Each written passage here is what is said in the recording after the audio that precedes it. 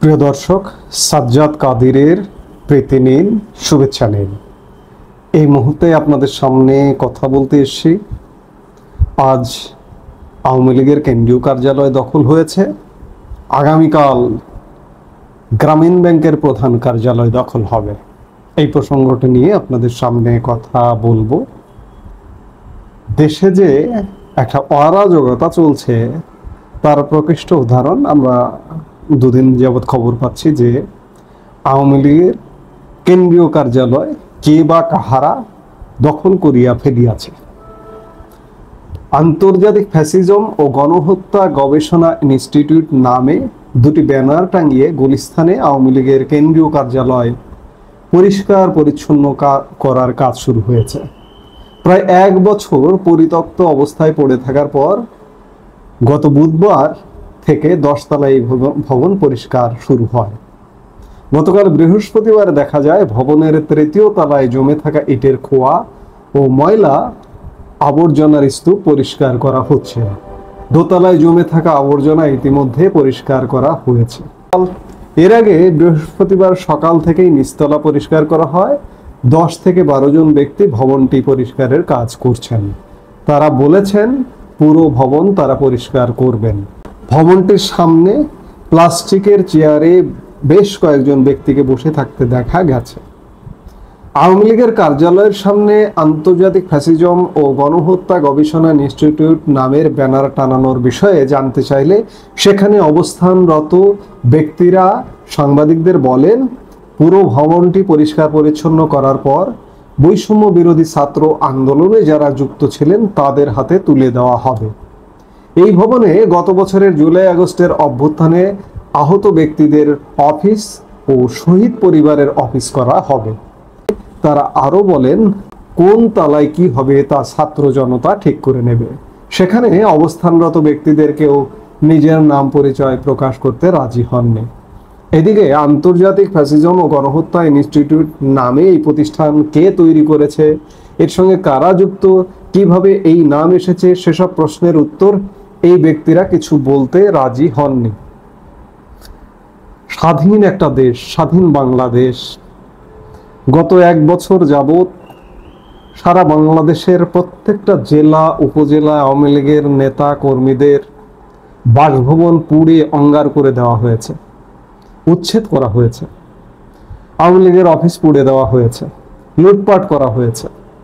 ধানমন্ডি 32 নম্বর বঙ্গবন্ধুর স্মৃতি বিজড়িত স্মৃতি জাদুঘরটি পুড়িয়ে দেওয়া হয়েছে, বুলডোজার দিয়ে ভেঙে ফেলানো হয়েছে। আজকে নতুন করে শুনছি, এগুলো অবাক হবার কিছু নেই, বিস্মিত হওয়ার কিছু নেই।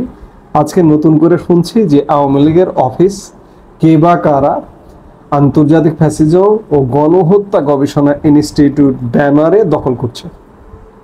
আসলে দেশটাই তো দখল হয়ে গেছে।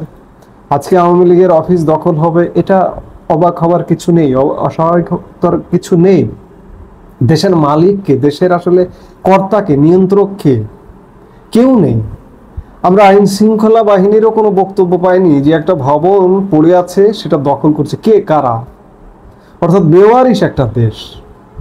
এরা আজকে এই যে যারা দেশটা পরিচালনা করছে বা যারা দেশটা দখল করেছে তারা আসলে শিখিয়ে দিল যে ফ্যাসিজম কারে বলে, কত প্রকার, দেশ কিভাবে দখল করতে হয় এবং বিরোধী পক্ষকে কিভাবে দমন করতে হয়, দখল করতে হয়।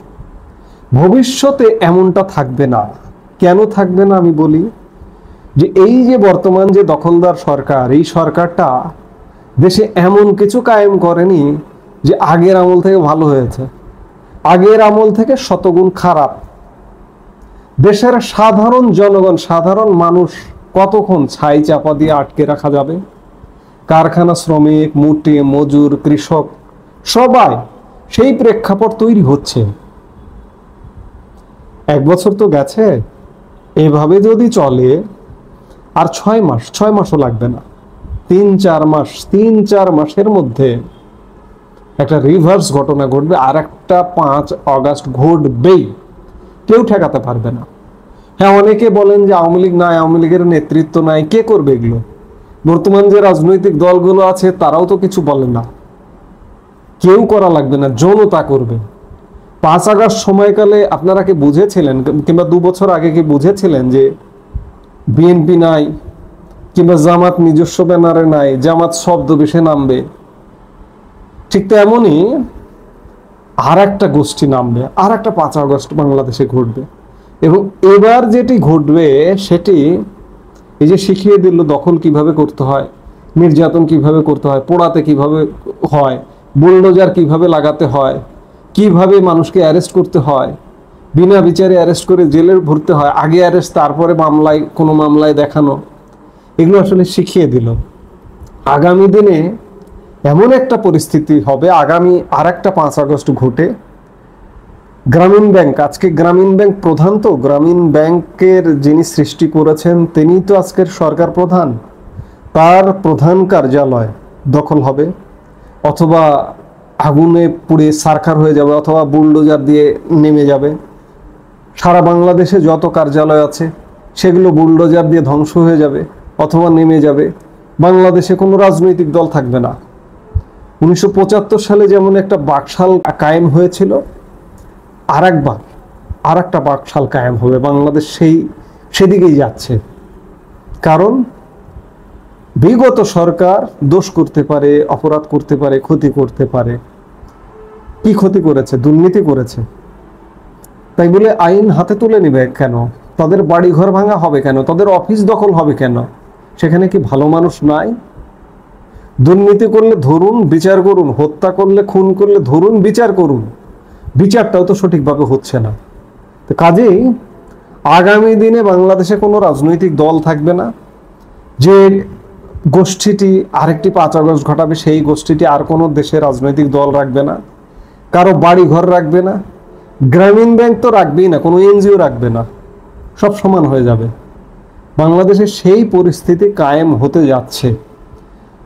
সেটি খুব বেশি দূরে নয়, কারণ এইভাবে অনেকদিন চালানো যেত, 10 বছর, 15 বছর, 20 বছর চালানো যেত এইভাবে ডিক্টেটরশিপ দিয়ে, যদি মানুষের মনে, মানুষের জীবনে শান্তি স্বস্তি আসতো।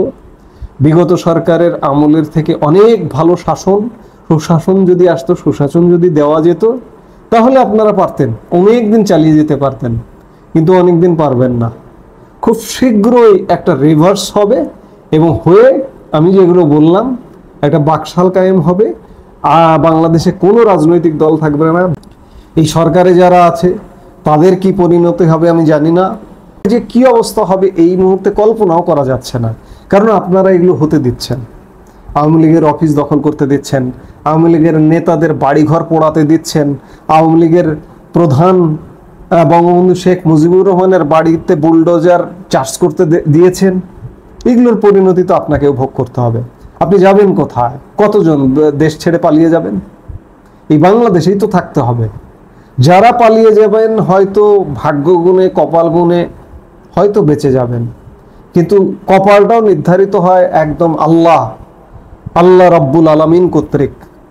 আওয়ামী লীগের আমলে প্রবল প্রতাপশালী রাজা বাদশার মতো চলাফেরা করতেন, এখন জেলে পুষতেছেন। সব আল্লাহ নির্ধারিত। পাপের শের পুড়ে গেলে আসলে রক্ষা হয় না। কাজেই আজকে যা কিছু করছেন তার পরিণতি ভয়ঙ্কর হবে।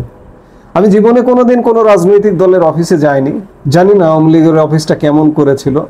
এত বড় একটা ভবন দেখছি যে দখল হয়ে যাচ্ছে, পরিষ্কার পরিচ্ছন্ন, গণমাধ্যমে দেখছি, ভিডিওতে দেখছি, সংবাদপত্রে দেখছি। এগুলো আসলে রিভার্স করবে, এগুলো ভালো হচ্ছে না। যাই হোক, আদা যে খাবেন ঝালে বুঝবেন সেই। এই মুহূর্তে কথা শেষ করছি। সবাই ভালো থাকুন, সুস্থ থাকুন।